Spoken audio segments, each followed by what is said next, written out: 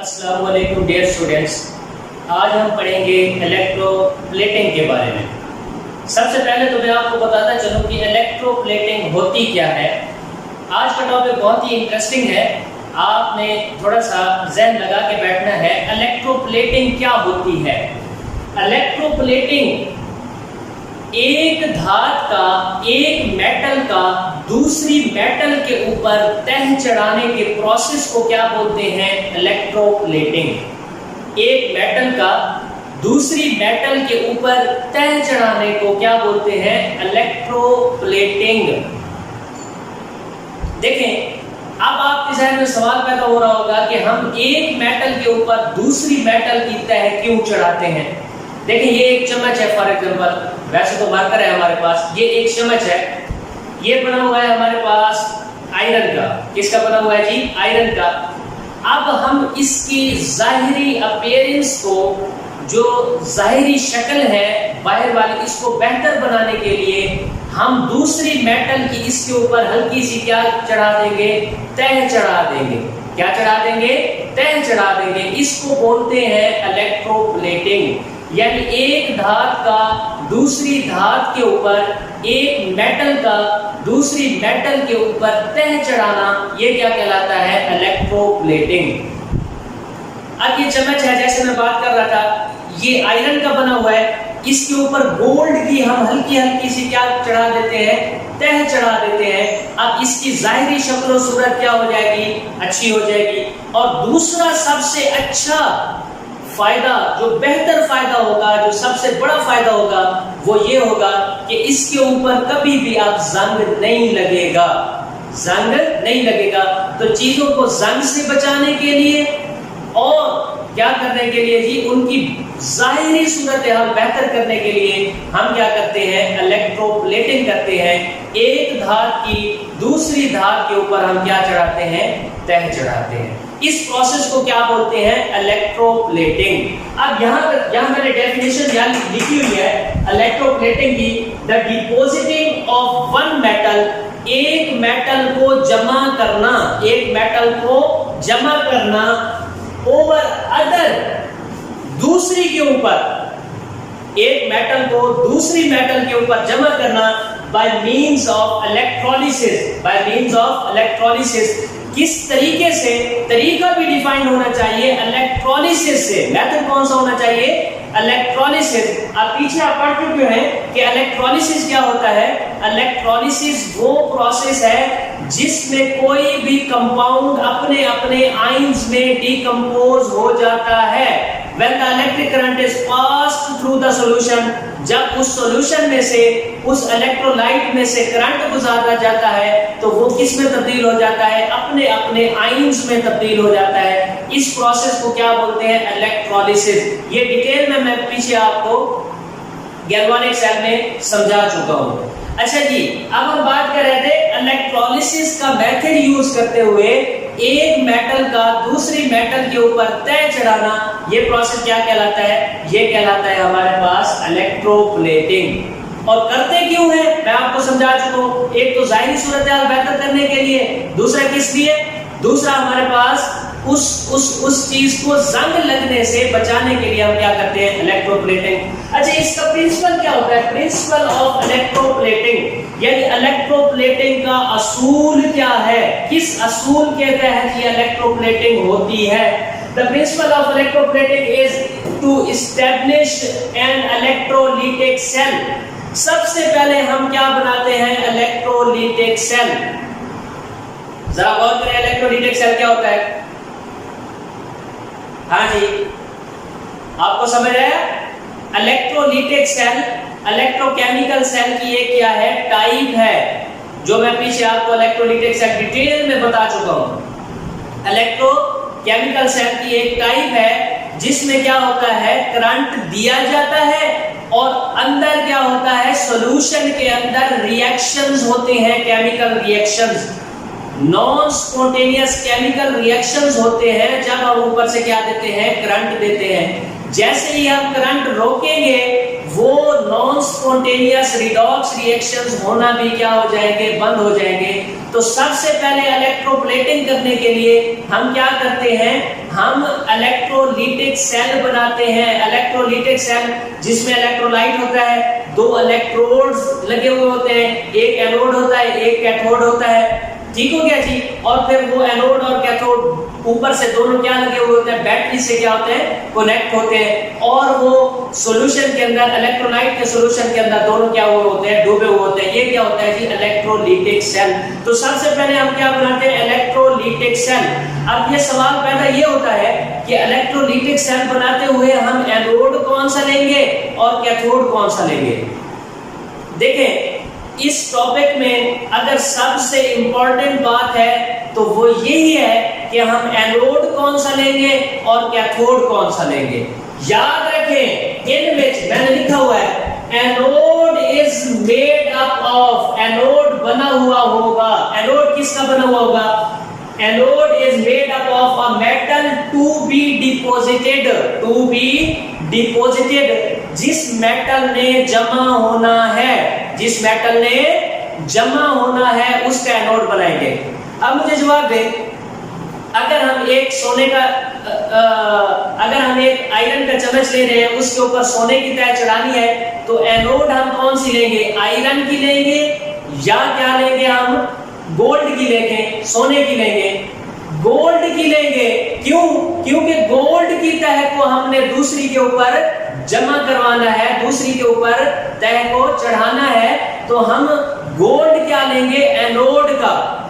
हमेशा एनोड उसका लेंगे, उस मेटल का लेंगे जिसको दूसरी के ऊपर क्या करना है, जमा करना है। दूसरी मेटल के ऊपर जिसकी तह चढ़ानी है वो हम क्या लेंगे, anode. And cathode is made up of, और कैथोड बना हुआ होता है एन ऑब्जेक्ट, एक ऐसे object on which metal is to be deposited, जिसके ऊपर मेटल ने जमा होना होता है, जिसके ऊपर मेटल ने जमा होना होता है। अगर ये चम्मच है, चम्मच के ऊपर मेटल ने जमा होना है, तो ये चम्मच हम कैथोड का लेंगे, और जिस मेटल को हमने इधर जमा करना है वो कौन सा लेंगे, एनोड। बात समझ आई है। अब हम जरा देखते हैं, अगर हम क्या करते हैं, सिल्वर की क्या करते हैं, इलेक्ट्रोप्लेटिंग करते हैं।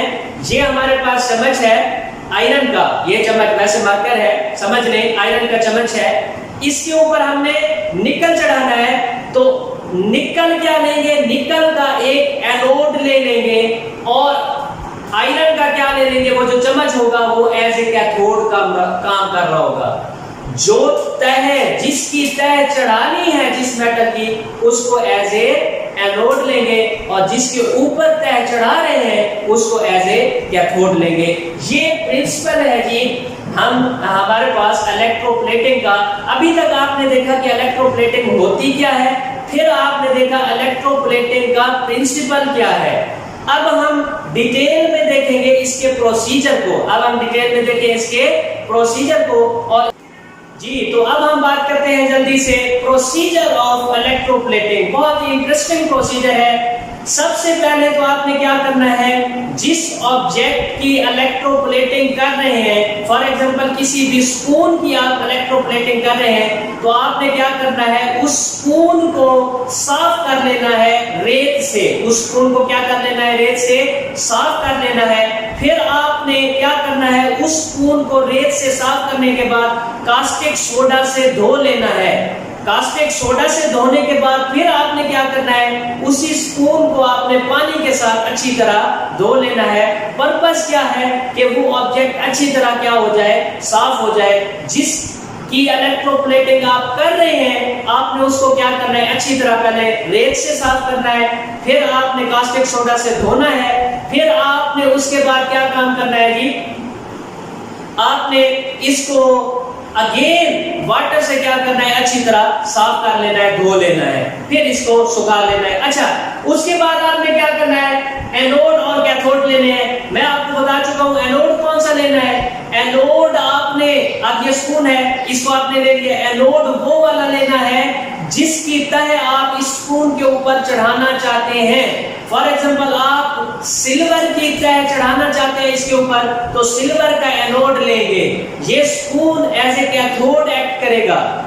फॉर एग्जांपल आप क्रोमियम की तह चढ़ाना चाहते हैं, तो क्रोमियम का क्या ले लेंगे हम, एनोड ले लेंगे, और वो जो स्पून होगा वो एज ए कैथोड इस्तेमाल हो रहा होगा। फॉर एग्जांपल आप कॉपर की तह चढ़ाना चाहते हैं, तो कॉपर का क्या ले लेंगे, एनोड ले लेंगे, और क्या ले लेंगे, आपके पास जो स्पून होगा वो एज ए कैथोड एक्ट कर रहा होगा। यानी जो तह हम चढ़ाना चाहते हैं उसको एज ए एनोड लेंगे, और दूसरा जो ऑब्जेक्ट होगा वो एज ए कैथोड काम कर रहा होगा।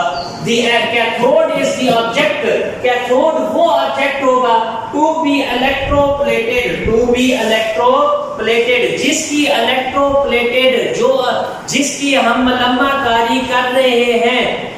इसके लिए लफ्ज इस्तेमाल होता है उर्दू में मलम्माकारी, यानी एक धात को दूसरी धात के ऊपर तह चढ़ाना, ये क्या है, इलेक्ट्रोप्लेटिंग है। उसका क्या होगा, कैथोड होगा। अब दीज एनोड एंड कैथोड, ये एनोड और कैथोड क्या होंगे, इनको हम सस्पेंड कर देंगे, लटका देंगे इलेक्ट्रोलिटिक सेल में। बात समझ आ गई? सबसे पहले ऑब्जेक्ट को साफ कर लिया, कास्टिक सोडा से धो लिया, फिर पानी से साफ कर लिया, धो लिया, फिर आपने इसको स्पून को ऐसे कैथोड लिया, जो धात की तह आप चढ़ाना चाहते हैं, फॉर एग्जांपल सिल्वर है, निकल है, क्रोमियम है, उसको आपने क्या ले लिया जी, ऐसे एनोड ले लिया। इन दोनों एनोड और कैथोड को इलेक्ट्रोलिटिक सेल में सस्पेंड कर लिया। अब नीचे सॉल्यूशन कौन सा डालेंगे, इलेक्ट्रोलाइट का सॉल्यूशन कौन सा डालेंगे, हम इलेक्ट्रोलाइट का सॉल्यूशन डालेंगे, वो जो एनोड लिया है उसी का साल्ट डालेंगे।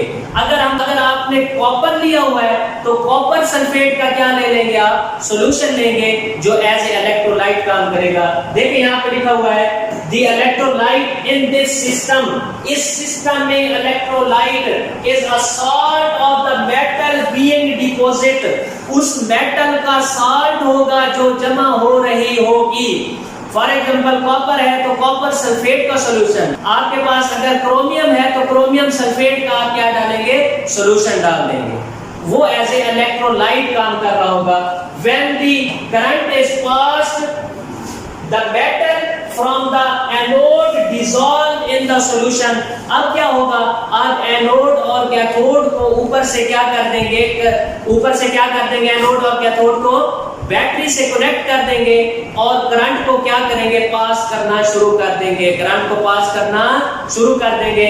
जब करंट पास करेंगे तो ये एनोड था, एनोड से आयंस किस में आएंगे, सॉल्यूशन में, सॉल्यूशन में से मूव करते हुए कैथोड के ऊपर डिस्चार्ज होंगे और इस कैथोड के ऊपर जमा हो जाएंगे। सिल्वर के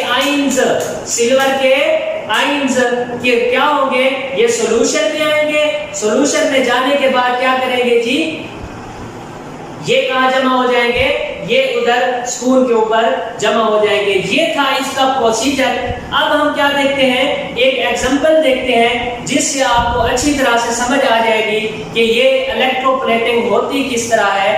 अब हम एक मिसाल लेते हैं, इलेक्ट्रोप्लेटिंग ऑफ क्रोमियम, यानी क्रोमियम की हम इलेक्ट्रोप्लेटिंग करते हैं।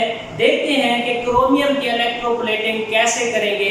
सबसे पहले तो देख लें इलेक्ट्रोलिटिक सेल की कंस्ट्रक्शन को, मैंने यहाँ बनाया हुआ है। एनोड पे आपको पता है पॉजिटिव चार्ज होता है, और एनोड हमने क्या लिया हुआ है, हमने क्रोमियम मेटल का लिया हुआ है। क्यों क्रोमियम मेटल का लिया हुआ है, क्योंकि क्रोमियम मेटल ने ही इस स्पून के ऊपर क्या होना है, जमा होना है। ये एज ए कैथोड है, ऐसे समझ लें, ये है एज ए आपके पास स्पून लिया हुआ है, ये स्पून क्या करेगा, एज ए कैथोड एक्ट कर रहा होगा, ऐसे समझ लो ये स्पून है, ये क्रोमियम मेटल का एनोड है। यहां से इसकी हमने इलेक्ट्रोप्लेटिंग करनी है इस स्पून के ऊपर। इस एनोड को कौन सा लिया हुआ है, ये एनोड क्रोमियम का लिया हुआ है, और क्रोमियम का एनोड, और ये कैथोड कौन सा एक्ट कर रहा है, एज ए स्पून। वो जो स्पून है वो एज ए कैथोड के तौर पे एक्ट कर रहा है। इन दोनों एनोड और कैथोड को हमने लटका दिया है इलेक्ट्रोलिटिक सेल के अंदर, और दोनों को कनेक्ट कर लिया है बैटरी से, और इधर क्या डाल दिया है, क्रोमियम सल्फेट का सॉल्यूशन। क्रोमियम सल्फेट का सॉल्यूशन।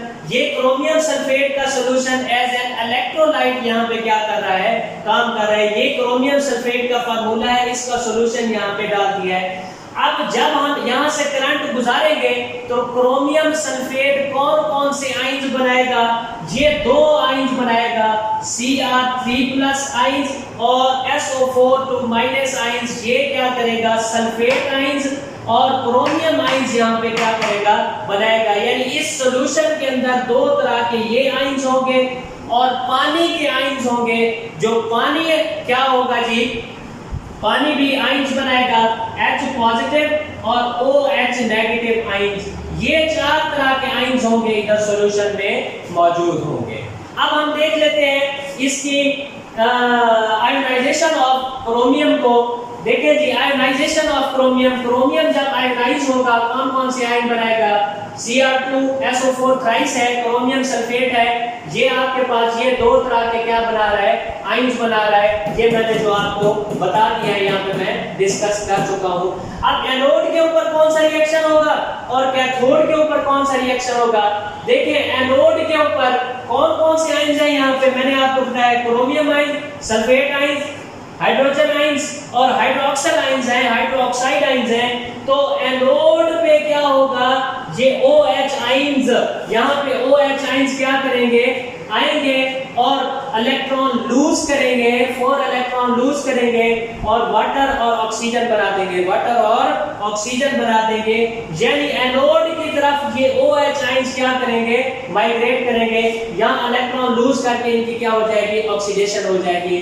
और कैथोड के ऊपर क्या होगा, कैथोड के ऊपर हमारे पास ये आपके पास जो क्रोमियम आयंस हैं, जो आपके पास यहाँ सॉल्यूशन में क्रोमियम आयंस मौजूद है, ये कैथोड पे क्या करेंगे, यही इलेक्ट्रॉन 3 गेन करके क्रोमियम में तब्दील होंगे, इसी स्पून के ऊपर क्या हो जाएंगे, जमा हो जाएंगे। क्रोमियम में क्या, क्रोमियम में तब्दील होकर इसी स्पून के ऊपर क्या हो जाएंगे, जमा हो जाएंगे। थोड़ा सा मैंने जल्दी कर दी, अगर आपको समझ नहीं आया तो वीडियो को रोक के पीछे करके रिवर्स करके आप दोबारा से सुने। क्रोमियम सल्फेट का सॉल्यूशन दो तरह के आयंस बनाएगा, क्रोमियम आयंस और सल्फेट आयंस। पानी मौजूद है तो पानी भी दो तरह के आयंस बनाएगा, हाइड्रोजन आयंस और हाइड्रोक्सिल आयंस। अब एनोड पे क्या रिएक्शन होगा, ये OH आयंस एनोड की तरफ मूव करेंगे, जहां इलेक्ट्रॉन लूज करके इनकी ऑक्सीडेशन हो जाएगी। जो क्रोमियम आयंस हैं वो मूव करेंगे स्पून की तरफ, कैथोड की तरफ, वहां पे इलेक्ट्रॉन गेन करके स्पून के ऊपर जमा हो जाएंगे और क्रोमियम की क्या हो जाएगी, रिडक्शन हो जाएगी। ये था हमारे पास क्रोमियम सल्फेट की क्या, क्रोमियम की सॉरी हमने क्या की, इलेक्ट्रोप्लेटिंग की एक स्पून के ऊपर। इससे पहले हमने देखा इलेक्ट्रोप्लेटिंग क्या होती है, इसके प्रिंसिपल को देखा, फिर इसके प्रोसीजर को देखा और फिर हमने एग्जांपल ली क्रोमियम सल्फेट की इलेक्ट्रोप्लेटिंग की, कि क्रोमियम सल्फेट की हम इलेक्ट्रोप्लेटिंग कैसे करते हैं। होप सो कि आज का आपका टॉपिक आपको समझ आया होगा। Thank you so much, Allah Hafiz.